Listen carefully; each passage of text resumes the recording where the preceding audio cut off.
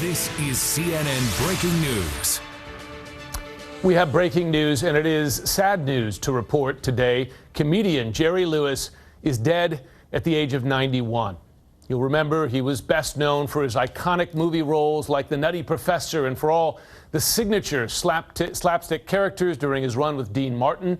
He was also, though, and this is important to remember, a humanitarian, hosting the annual Muscular Dystrophy Telethon for many years, a true legend that will certainly be remembered. He was born Joseph Levitch in 1926, but he became known to the world as Jerry Lewis, the zany but lovable fool in films such as The Bellboy and The Nutty Professor. Lewis hit it big at age 20 when he teamed up with another young entertainer, Dean Martin. Dean was the virile macho, and I was the monkey, and I knew we had lightning in a barrel. Martin and Lewis became one of the most popular comedy teams in history.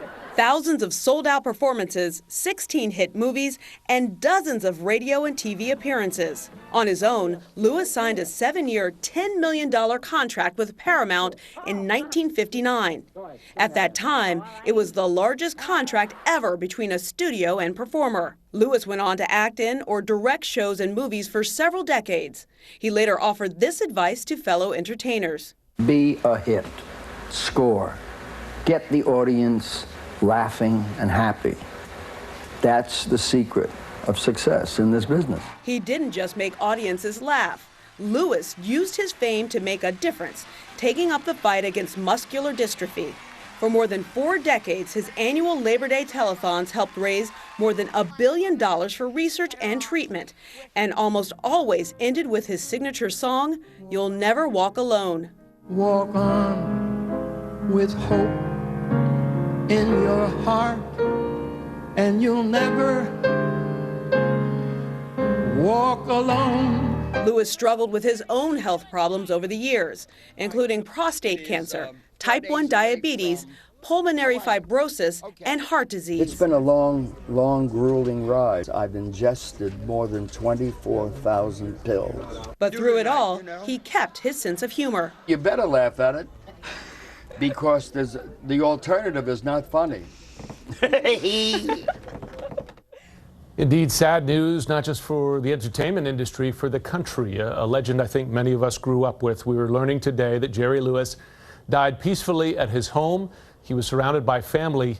He had 7 children through his life. And of course, a legend on the stage, on the screen, and in humanitarian causes as well. Joining me now on the phone is comedian Penn Jillette. He tweeted this picture out right when the news broke. That's him there with the legend.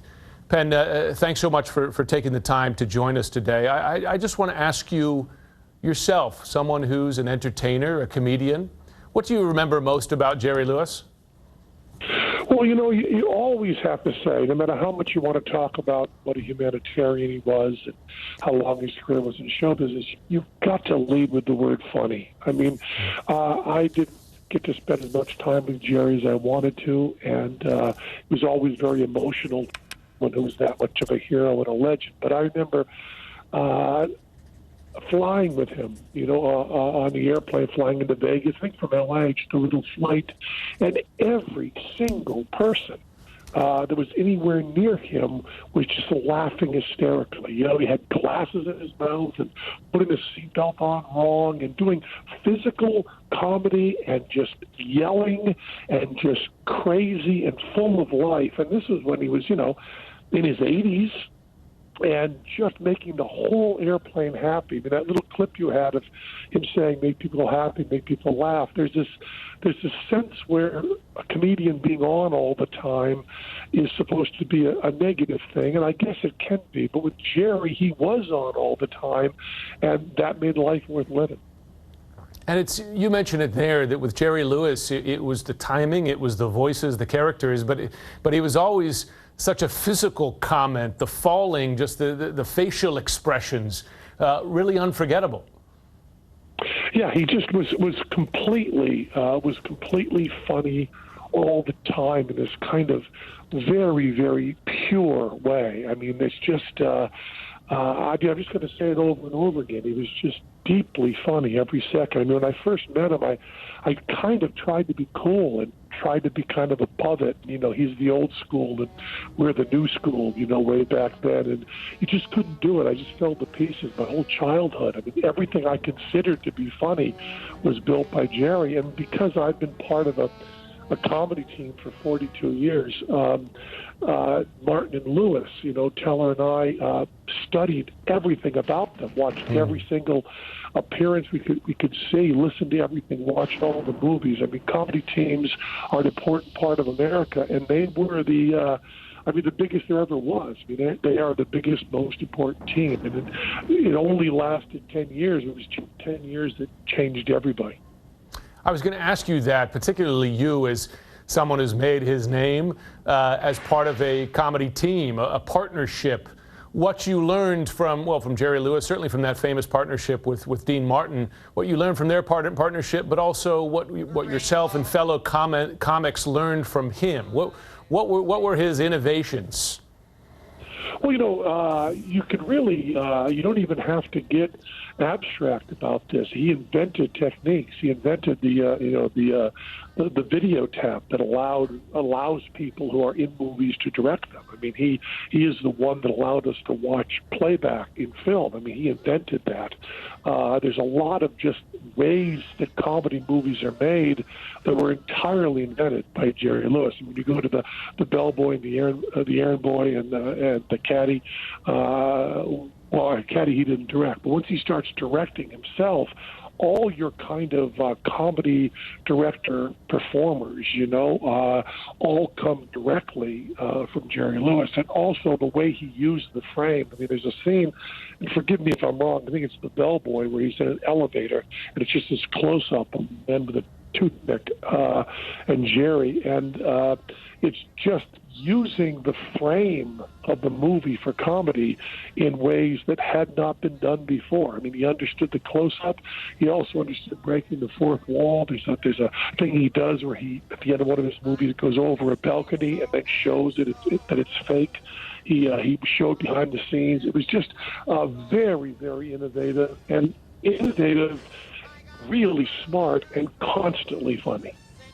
You know, we've been showing some of these clips, even ones you referred to here, as you've been speaking, and you see him there. I mean, it is the physical comedy.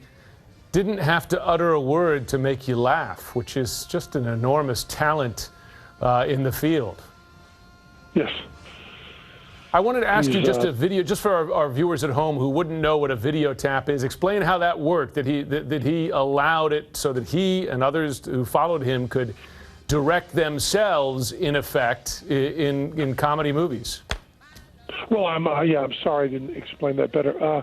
What happens is in film, you know, we're so used to this with video that we just assume that you can see everything right back. When film had to be processed, you didn't get to see it till the dailies. So someone who was on the set performing and couldn't look through the camera, couldn't see it, would have no idea how the take was, and therefore couldn't really direct efficiently. I mean, it's not the way Charlie Chaplin directed. He had to decide what the cameraman said was funny. And Jerry found a way to, I don't know the technology exactly, but to shoot video through the eyepiece of the camera, as I understand it, so that he could then see a video representation of what had gone on the film afterwards and seen if he was okay with that take. Now, now that we're doing most of recording on video, they seem less important. But for 20 years, 30 years, that was the way everybody who had to be on camera and direct did it. And it was invented by Jerry Lewis. He has the patent on it, I believe. That's incredible. I would have had no idea. I'm sure a lot of folks watching right now who knew and loved his work wouldn't have known that either. Before I let you go, I just want to ask you to place Jerry Lewis in the pantheon of great comedians, from George Burns to Robin Williams through Eddie Murphy today, you and through Penn and Teller. Where do you place him in that pantheon of great American comic actors and directors? I think I want to go a step further. I mean, people don't really remember this, but when Martin and Lewis were at their peak in the 50s, they were bigger than the Beatles. They were bigger than Sinatra. They were bigger than Bing Crosby. They were bigger than any star has ever been in the history of the United States of America. When they were in Times Square in the hotel room, it stopped traffic in New York. It was a much bigger deal than the Beatles. And, we have short memories once in a while, but Martin and Lewis really did change the world. And I think in a time when we're very focused on individuals, it's important to remember that teams were important. And I think that Jerry Lewis is one of the giants, and even though the movie may have meant this a little bit ironically in the title, he was the king of comedy. I don't think you can think of somebody in the 20th century or 21st century who's more important in comedy than Jerry. But also teams are really important, and Martin and Lewis, we still had that connection to them as well as we had Jerry. And now with both Dean and Jerry gone, we don't have an American comedy team that's that big and that important. The king of comedy, bigger than the Beatles. Penn Jillette, thanks so much for your thoughts. It's been a real pleasure hearing your view of the man and the legend. And the breaking news, the legendary, truly legendary Jerry Lewis, dead at the age of 91. We're going to talk to his publicist, who knew him very well, right after this short break.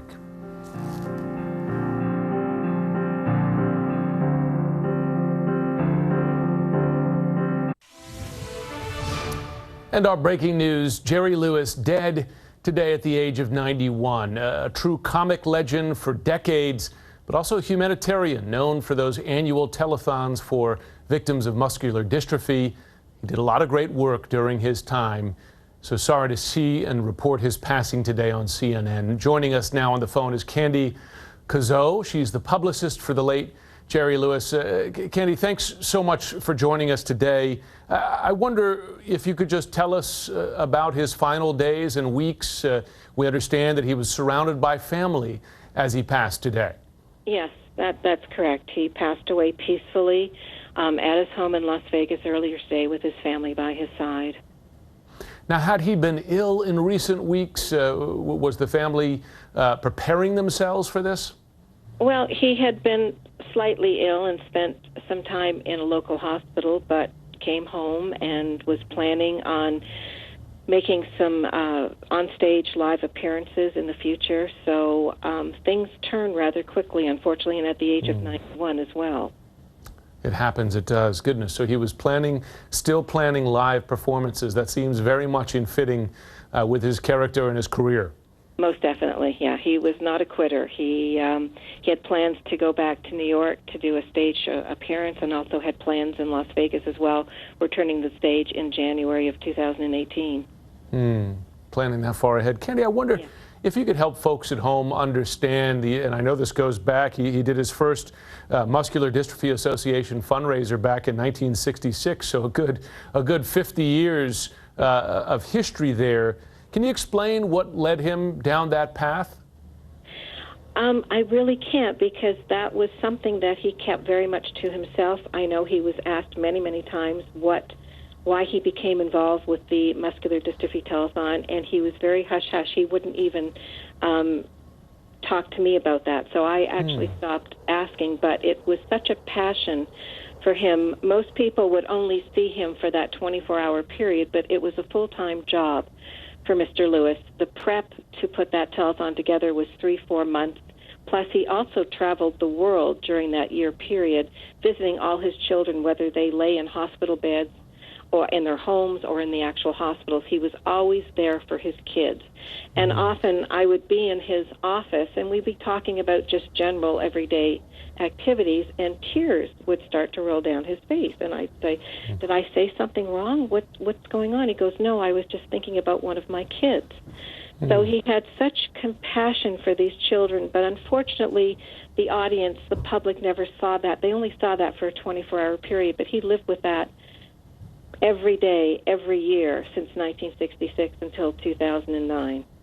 It's funny you say Jerry's kids there. Of course, Jerry Lewis did have 7 children of his own, but I remember that phrase, as a kid growing up. We knew the beneficiaries of his fundraising, victims of muscular dystrophy, as Jerry's kids. That was a phrase in America, and it's interesting as you describe him. Clearly, his emotional tie to them was very strong. Exactly, very, very strong. And very few people also realize that over the course of all those years, $2.45 billion has been raised. And so Labor Day is not the same. Without Jerry Lewis, Labor Day just comes and goes. There's no significance of Labor Day weekend. $2.5 billion raised for those kids, and as you said, a lot of personal time spent with Jerry Lewis, the man himself. Candy Cazeau, thanks so much for joining us and giving us a better sense of him. All right, thank you. Please stay with us. We'll be back with more.